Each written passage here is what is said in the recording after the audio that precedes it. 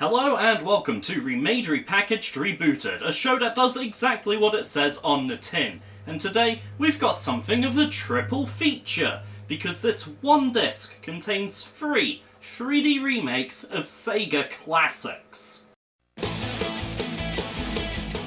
This seems like such a simple and obvious idea. Take three of Sega's hits, remake them in 3D, and release them to the public. You can't get that wrong, surely? Well, yes and no. We've got three remakes to cover: Outrun, Golden Axe, and Space Harrier. For the most part, I'll be talking about them separately, however some points will be relevant to all three games. Also, note that these remakes, while released as a compilation in Europe and America, were released as standalone titles in Japan as part of a line called Sega Ages 2500. Most of you should be familiar with Outrun. For those who aren't, it's a driving game where you have to race the clock to get from point A to point B. You earn more time by passing through checkpoints, and you're presented with multiple routes through the game via forks in the road. Pretty basic stuff, but addictive nonetheless. Despite having originally been released in arcades, I will be comparing the remake to the Mega Drive/Genesis version.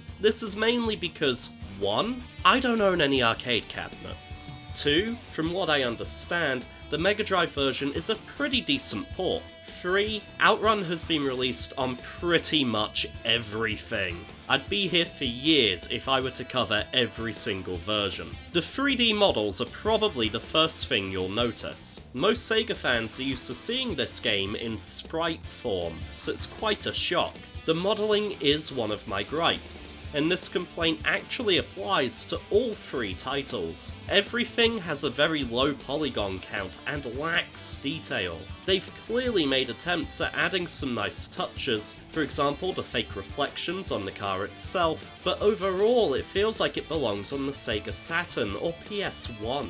When racing games as beautiful as Burnout 3 Takedown have graced the PlayStation 2, you can't help but think the team kind of phoned it in on this one. The car also takes up more of the screen than it did in the original, looking bulky, and the position of the camera has also been changed. This can make it far more difficult to see where you're going at times, and actually detracts from the gameplay. Which is a shame, because the whole thing runs like silked butter, and actually feels pretty good to play. You can also change gear shifts from manual to automatic if you want, one of many new options presented in the remake.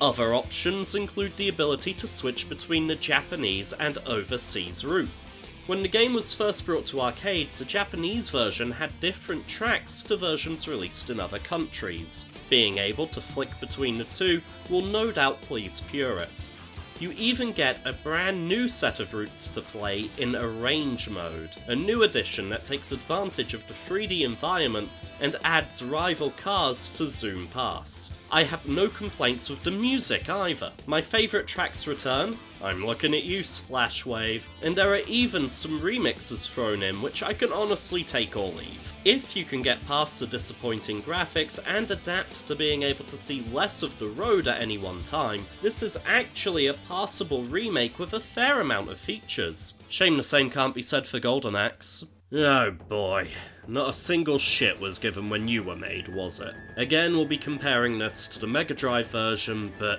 damn, where to begin with this thing? First of all, take a look at it. This is a game trying to show off, and yet it's the best example of the low-poly, Sega Saturn quality models I can give you. The camera is usually zoomed out to the point it's hard to distinguish different enemy types. The user interface looks like it belongs to the very first iteration of RuneScape. There are unnecessary particle effects that trigger every time you hit an enemy, and just look at these animations for the mounts! It's like they're on the moon! This game is ugly. There's no other way to put it. It's offensive to the eyes. Even the iconic character select screen, you know, the one with the skeleton, has been replaced with a drab, boring, and uninspired menu. The gameplay doesn't fare much better. It's clunky, unresponsive, and it feels like the pad is actively resisting your inputs. I also kept coming across a glitch where my character would try to perform a throw on thin air.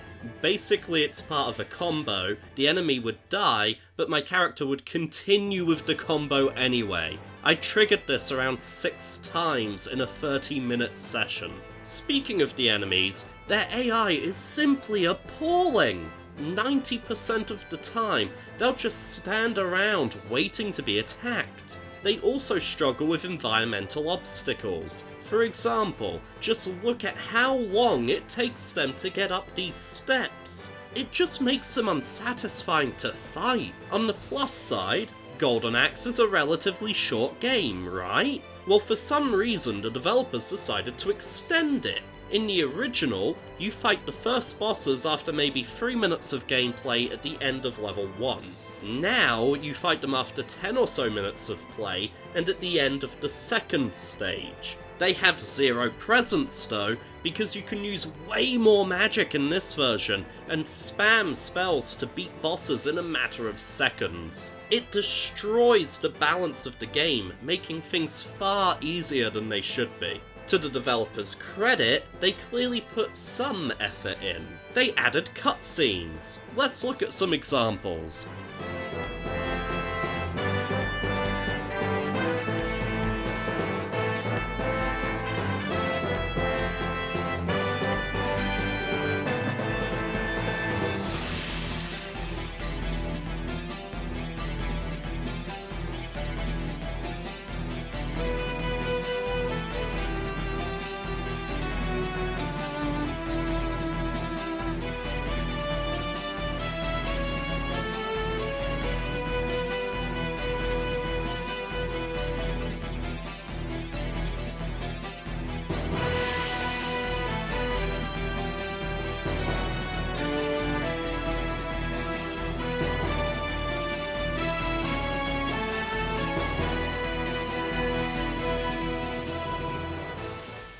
Wow, why aren't these guys working in Hollywood?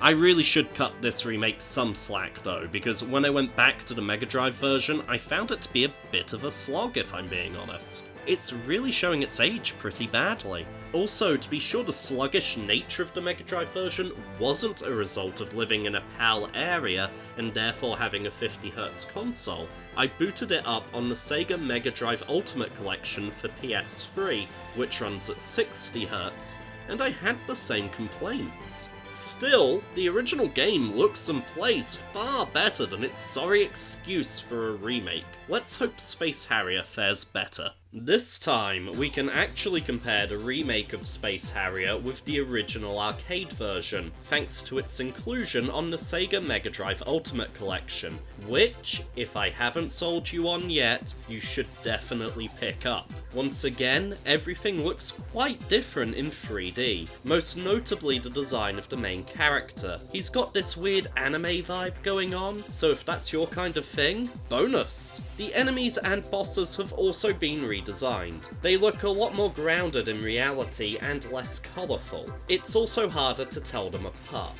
The dragon boss has always changed colour as he takes damage, and while that's still present, it's a lot less obvious now. You could even be forgiven for thinking you weren't doing any damage to him at all. The scrolling is so much smoother. In the arcade version, the objects used scaled sprites which would pop in. It was always difficult to tell how far away obstacles and enemies were. The 3D remake doesn't suffer from the same issues, one advantage of using 3D models over sprites. That's not the only thing that makes this game easier to play. In the original, you'd ping back to the center of the screen if you weren't pressing any of the directional buttons. It felt like you were on an elastic band and meant your movement was always relative to the center of the screen. In the remake, you don't get pulled back to the center. If you stop providing directional input, your character stops wherever he is. This means the control is quite similar to rail shooters like Star Fox, and I much prefer the remake's control scheme. Another thing that makes this version of the game easier is the addition of power-ups. One in particular can make bosses a joke, allowing you to use an area of effect attack that blows up everything around you. It's really overpowered, and I think you'll actually have a better experience if you choose not to use it. Space Harrier is a mixed bag of good and bad design choices. The positive changes do tend to outweigh the bad on this occasion, and I would genuinely reach for this version over the original. I guess a lot of that applies to the collection overall, as it really is a mixed bag. Space Harrier is actually pretty damn good. Outrun is decent and has a surprising number of features, but Golden Axe is an abomination and should never, ever be played. There are a couple of other titles on the disc. For example, an underrated personal favourite of mine, Bonanza Brothers, is there, but these games haven't been remade and are seemingly just being emulated. These days, copies do go for as little as £2. For that price, it is worth it. Don't pay anything more though. Also, you're going to have to be a pretty big Sega fan going in if you want to get anything significant from the experience. If you've not played many Sega titles, or if you want to relive them the way they were, get the Sega Mega Drive Ultimate Collection, also known as Sonic's Ultimate Genesis Collection, instead. If you've enjoyed this video, please feel free to like it and leave a comment, and you can subscribe to my channel to know when more episodes of Remade, Repackaged, Rebooted go up. Next time we'll be looking at Street Fighter 2, which has seen so many revisions it's a running joke.